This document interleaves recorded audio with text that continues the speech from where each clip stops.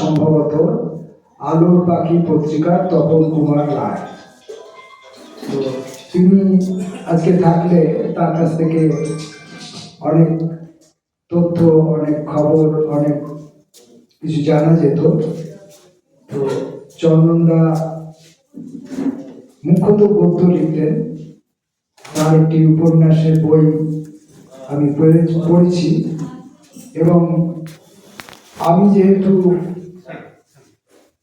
কবিতার ভেতরে ঢুকবার রাস্তা খুঁজি এবং হয়তো পেয়ে থাকি, সে কারণে আমি চন্দনদার কবিতাগুলোকেই বেশি করে পড়েছি। এবং চন্দনদার এই আকস্মিক বিদায়ের পর আমি চন্দনদাকে স্মরণ করে তাঁর 4টে কবিতা আমি আমার একটি যান্ত্রিক পদ্ধতির মধ্যে ধরে রেখেছি।